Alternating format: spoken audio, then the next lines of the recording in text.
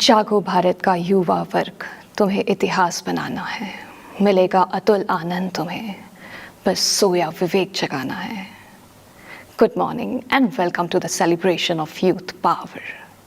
Youth of today are the future of tomorrow. देश का युवा ही देश का भविष्य होता है। युवा वही शक्ति है जिसके हाथों में शक्ति, पैरों में गति, हृदय में ऊर्जा और आंखों में आसमान से ऊंचा उड़ने का सपना होता है। Any company of field, education, technology और डिफेंस, युवा शक्ति राष्ट्र का प्राण तत्व है। युवा अपने देश को एक सुनहरा राष्ट्र बना सकता है। युवा, youth with full of enthusiasm, energy, zeal, zest are always on toes. We live in 21st century. आज का यूथ अपनी तेज रफ्तार से अपने टैलेंट्स और स्किल्स का प्रेजेंटेशन तो कर ही रहा है, पर अब इसी यूथ को अपनी साहस और शक्ति से देश को परम वैभव तक पहुंचाने का दायित्व स्वीकारना है। We have power house with us. Welcome भाई साहब। Thank you. भाई साहब, मैं आपको पावर हाउस कहती हूँ। पावर हाउस का हिंदी में मतलब है जिसकी एनर्जी, डिवाइन पावर्स कॉन्स्टेंटली सदा ही मेंटेन रहे।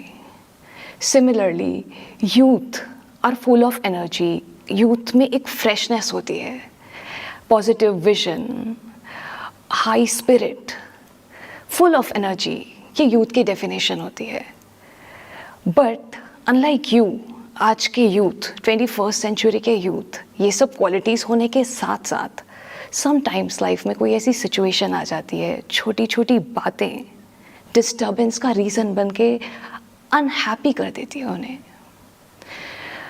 व्हाट डू यू थिंक कि आपकी जैसे डिवाइन पावर सस्टेन होती है, अगर हमें भी सिचुएशन से इफेक्ट नहीं होना है और हमें भी अपनी डिवाइन पावर्स को कंटिन्यू रखना है, जो फुल ऑफ एनर्जी एक यूथ की डेफिनेशन है, तो क्या करना पड़ेगा?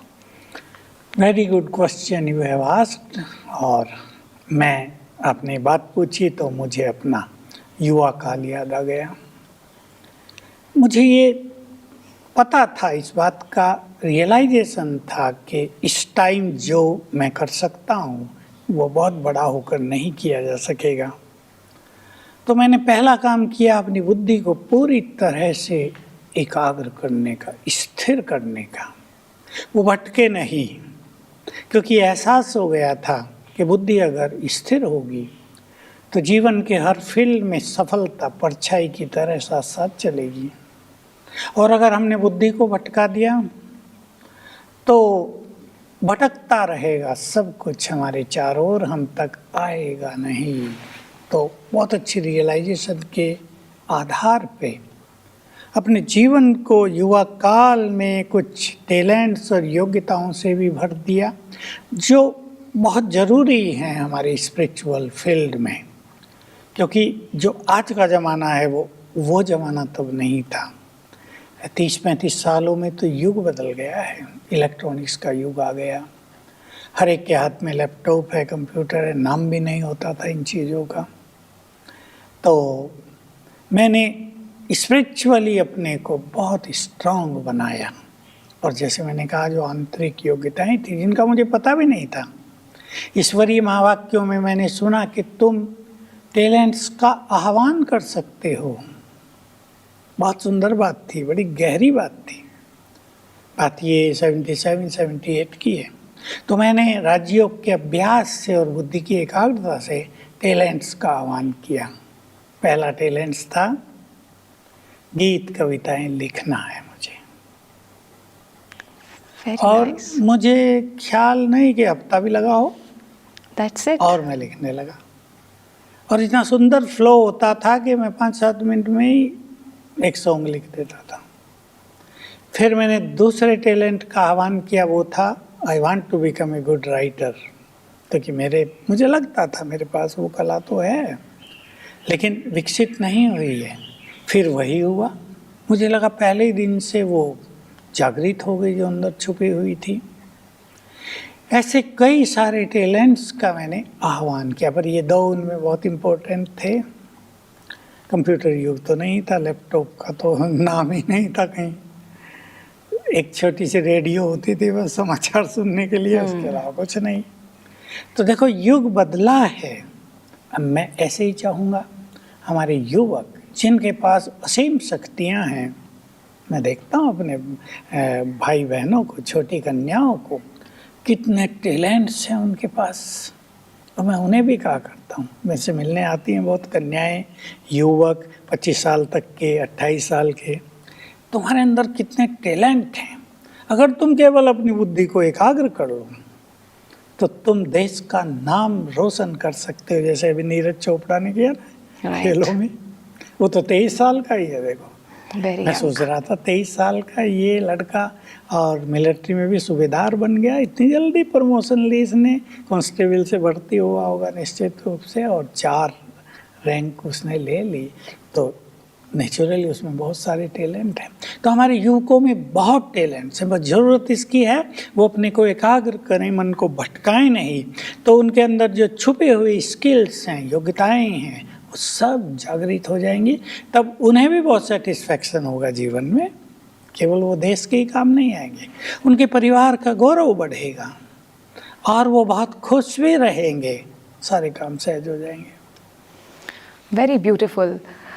भाई साहब, जैसे आपने डायरेक्शन की बात की कि एक दिशा होनी चाहिए, विच इज़ फैक्ट। आज 21st सेंचुरी यूथ में टैलेंट तो है ही, और आज का यूथ हिस्ट्री में सबसे ज़्यादा एजुकेटेड, बहुत ज़्यादा technologies, very smart compare to history है।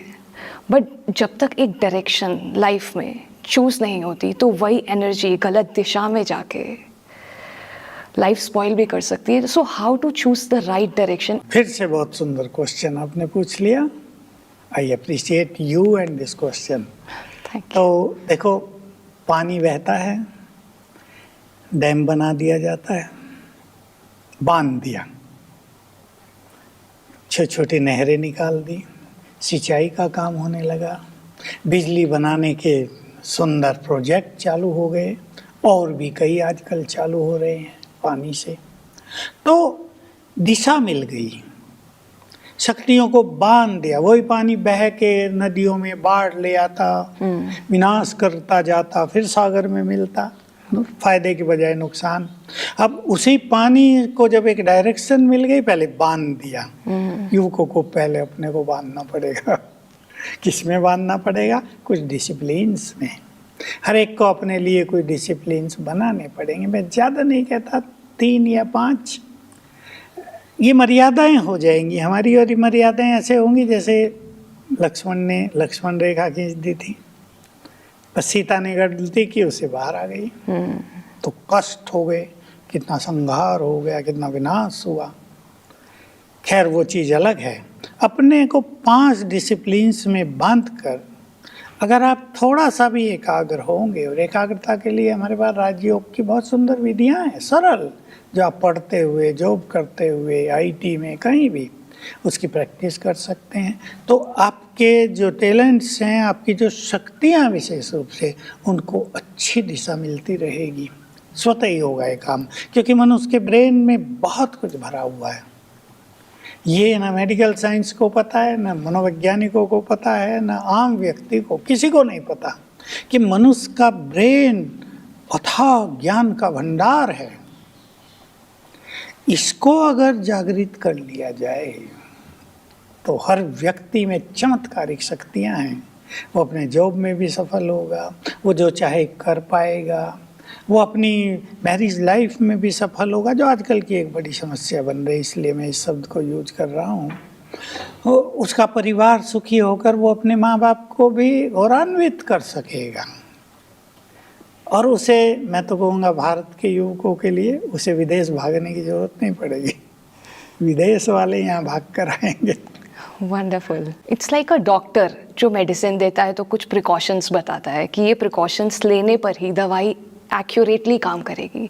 तो व्हाट डू यू थिंक, अगर डिसिप्लिन इम्प्लीमेंट करना है लाइफ में, जो आपने बोला कि 3 से 5, अगर ज़्यादा भी नहीं तो शॉर्ट 3 और 5 डिसिप्लिन्स? देखिए, पहली चीज़ तो जो आजकल की एक करंट सिचुएशन या मैं प्रॉब्लम कहूँ जिसके कारण हो रही है, वो है कि सोशल मीडिया पर बहुत सारे यूथ, सब नहीं, बहुत अच्छे यूथ हैं जो इन चीज़ों से बहुत कुछ सीखते हैं। हम लोग भी व्हाट्सएप यूज करते हैं, फेसबुक या और कुछ चीज़ें, बहुत अच्छी अच्छी बातें आते हैं, उनसे सीखते हैं। लेकिन मोर देन 60% युवक थोड़ी ऐसी चीज़ें उनमें देखते और सुनते हैं जो उनके मन को विचलित करती हैं, भटकाती हैं, राह से भटक जाते हैं युवक। जैसे वो सुसाइड करने का चला था पीछे, आजकल कोई गेम चल रहा जिससे वो पैसे बहुत सारे हार जाते हैं, फिर सुसाइड करते हैं।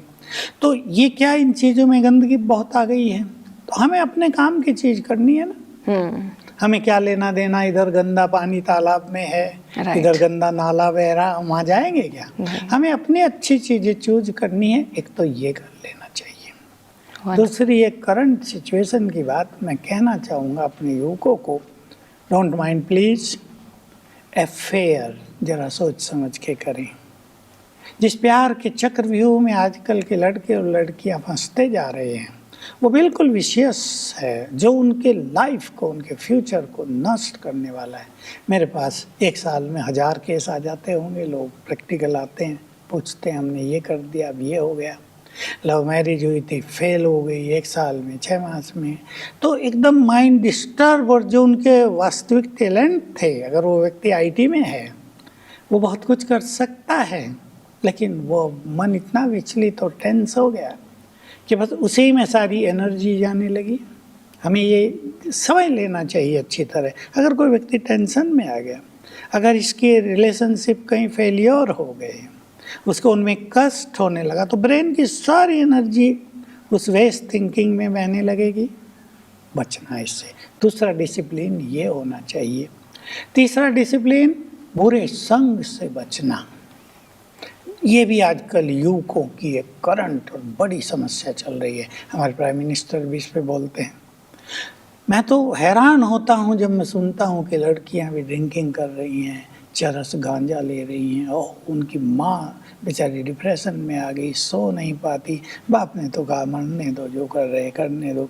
सब नहीं हैं, लेकिन 10% युवक युवतियाँ इस चक्रव्यूह में उलझते जा रहे हैं और इसको लाइफ समझते हैं, अपने को बड़ा बुद्धिमान समझते हैं।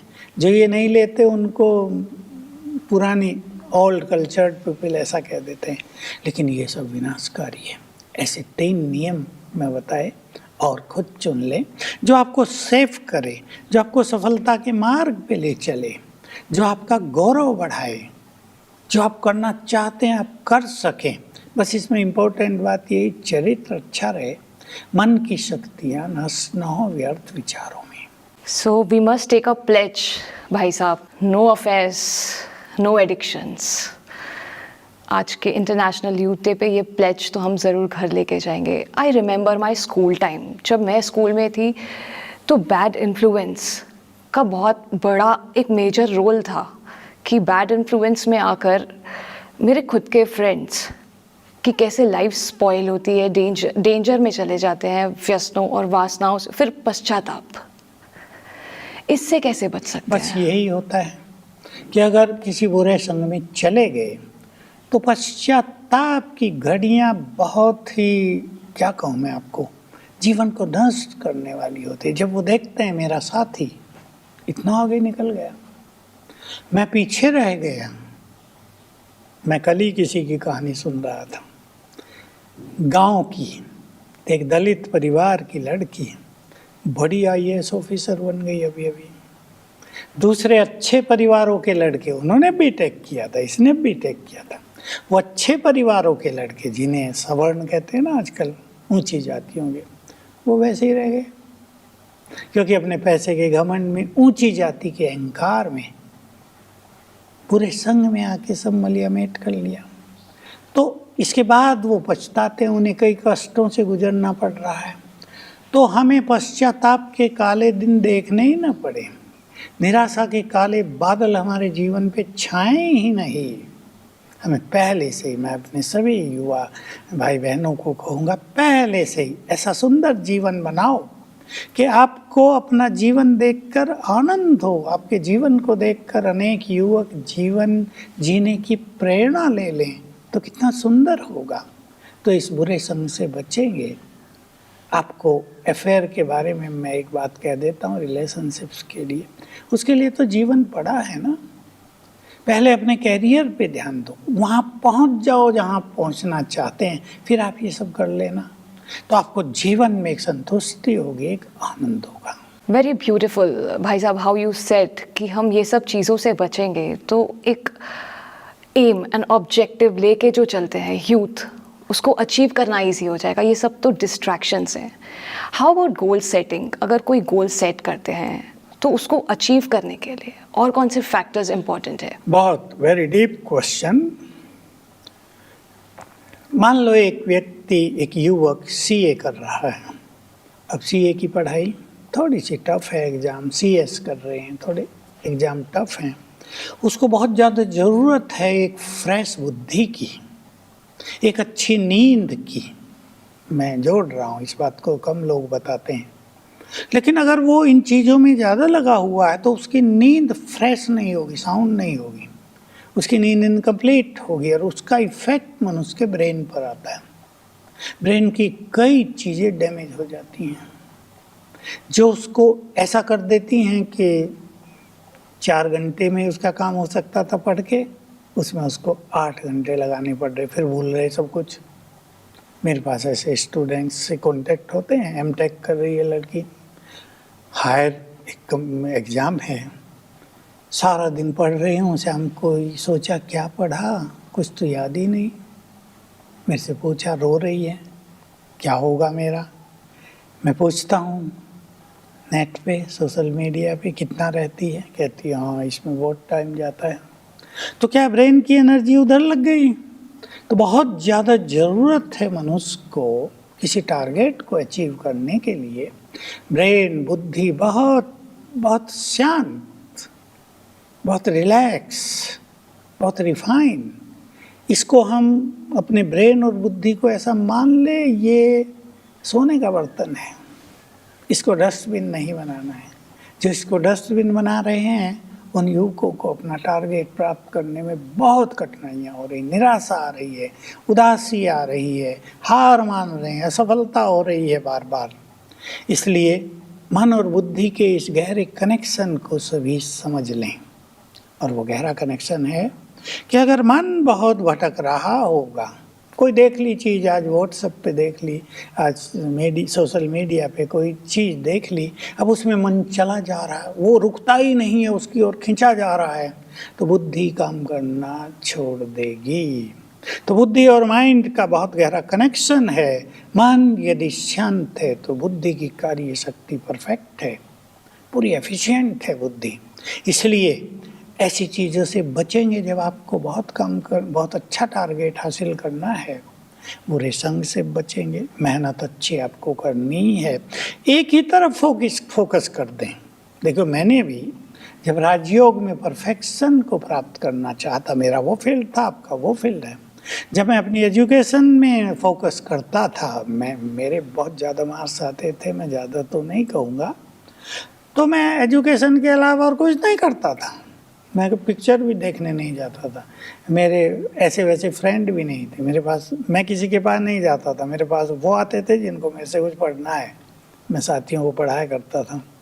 तो एक ही चीज़ पे एकाग्र करने के कारण सदैव जो लक्ष्य रखते थे, इतनी परसेंटेज आनी चाहिए, उसको अचीव करते थे, बहुत खुशी होती थी, आनंद होता था। तो हमें मेहनत भी करनी चाहिए और एक ही लक्ष्य पर पूरी तरह फोकस भी कर देना चाहिए। आई एम श्योर भाई साहब, ये तो प्राउड मोमेंट रहता है जब गोल अचीव हो जाता है, सेट टारगेट को पा लेते हैं, तो प्राउड मोमेंट की बात है।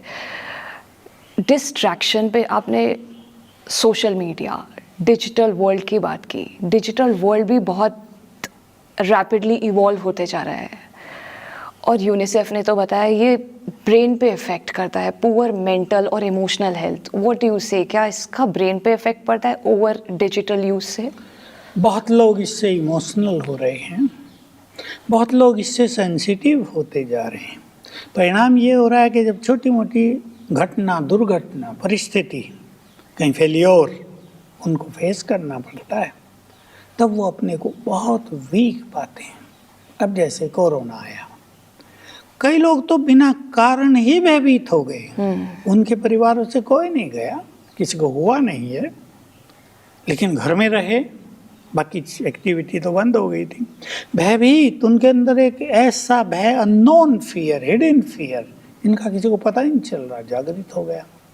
तो हमें इन दो चीज़ों पे ध्यान देना है कि इन चीज़ों के कारण जो कुछ हम देखते हैं, सुनते हैं, पढ़ते हैं, हम बहुत इमोशनल ना हो जाएं, हम बहुत सेंसिटिव ना हो जाएं, नहीं तो इसकी कीमत हमें बहुत ज़्यादा चुकानी पड़ेगी। क्योंकि हर एक व्यक्ति को कुछ ना कुछ चैलेंजेस का सामना तो करना पड़ता ही है जीवन में। आप कितनी बड़ी पोस्ट पर पहुँचे, प्राइम मिनिस्टर हैं, कितनी चुनौतियाँ उसके सामने, फिर भी मुस्कुराते हैं। मैं तो उनको देखकर सीखता हूँ कि दुनिया भर की बातें सुननी पड़ रही हैं, फिर भी मन की स्थिति वैसी ही है, खुद ही सोच रहे हैं लोग क्या बोल रहे हैं, अनइफेक्टेड हैं। ये भी एक स्थिति है, ये भी स्पिरिचुअल पावर है उनके पास। तो हमें अपनी लौकिक, सांसारिक टारगेट के साथ, पढ़ाई के साथ, जिसमें भी आप लगे हुए, उसके साथ स्पिरिचुअलिटी को भी अपने जीवन में स्थान देना होगा। तो मेडिटेशन कैसे हेल्प कर सकता है हमें? Meditation if we practice daily, तो हमारी स्टडीज़ या जो भी जिस फील्ड में है उसमें एक्यूरेसी या एक ब्राइट स्टूडेंट बनने में, if we practice daily, can it help us? हाँ, राजयोग, क्योंकि उसमें एकाग्रता होती है और एकाग्रता से हमारी बौद्धिक शक्ति बढ़ती है, मन शांत होता है और हमारे अंदर मेहनत करने की भी ताकत आती है, शरीर भी स्वस्थ रहता है। और मेंटली यदि हम बहुत उमंग उत्साह में रहते हैं तो बहुत कुछ अच्छा होता है ना। मन चंगा तो शरीर भी चंगा रहता है। तो हम सब राजयोग के अभ्यास से थोड़ा थोड़ा भी अभ्यास करेंगे तो हर फील्ड में सफल होंगे। इंटरनेशनल यूथ डे 2021 का टाइटल है ट्रांसफॉर्मिंग फूड सिस्टम। एक सात्विक डाइट कैसे रोल प्ले करती है मेरे को आगे बढ़ाने में या प्रोग्रेस करने में मेरी लाइफ में? बिल्कुल, बहुत सुंदर लक्ष्य रखा है यूएन ने और इसकी बहुत ज़रूरत है। इसमें केवल वो भोजन ही नहीं आता जो हम खा रहे हैं, जो हम ये बुरी चीज़ें खा रहे हैं वो भी तो आ गया। राइट। तो देखिए, ये जो नशीली चीज़ें हैं ये मनुष्य के ब्रेन को थोड़े समय के लिए तो एक्टिवेट कर देती हैं, नशे में ले आते हैं, उसको लगे वाह यही तो जीवन है, परमानंद है। उसके बाद डल करती हैं, रोज लेते लेते थोड़ा इंटॉक्सिकेशन, फिर डलनेस, और एक दिन आएगा न तो इसके बिना रह पाएंगे और मृत्यु को निमंत्रण मिलेगा। अन्न का प्रभाव मन पर बहुत गहरा पड़ता है। अन्न शुद्ध तो मन भी शुद्ध। अब जो जानवरों को खा रहे हैं उनका मन भी जानवरों जैसा होता जा रहा है। मैं सीधी भाषा बोलता हूँ आजकल।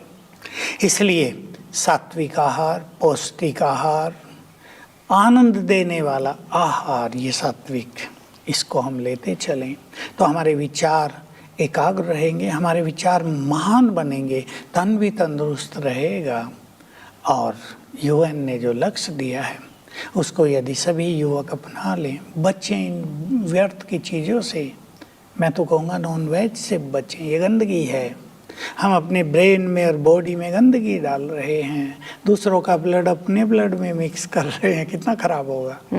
तो अनेक युवक महान बनकर संसार को बहुत कुछ देंगे, अपने अपने देश को आगे बढ़ाएंगे, अपने जीवन में भी फुल कंटेंटमेंट, चीयरफुलनेस, सक्सेसफुल होंगे और आगे बढ़ेंगे। So full contentment, cheerfulness and we all look forward to it. UN का टाइटल आपने जस्टिफाई किया, thank you so much. Doctor की मेडिसिन के साथ कुछ precautions, like he said, meditation, spirituality, जब हम प्रैक्टिस करते हैं अपना गोल अचीव करने के लिए, एक टारगेट, सेट टारगेट को अचीव करने के लिए, then what must not to do is no love affairs, no digital and third, no harmful addictions. ये तीनों चीज़ों को अवॉइड करके हमें अपना टारगेट अचीव करना बहुत ही ईजी हो जाता है। And plus most important thing, UN 2021 food transformation, वो हमें अपनी लाइफ में ब्राइट एंड राइट सेट करने में बहुत हेल्प करेगा. सात्विक diet, it is the soul of the food. Body का फूड तो है ही, it is beneficial for the body but as well as for the soul. And once I get empowered, I can empower the whole world. Thank you.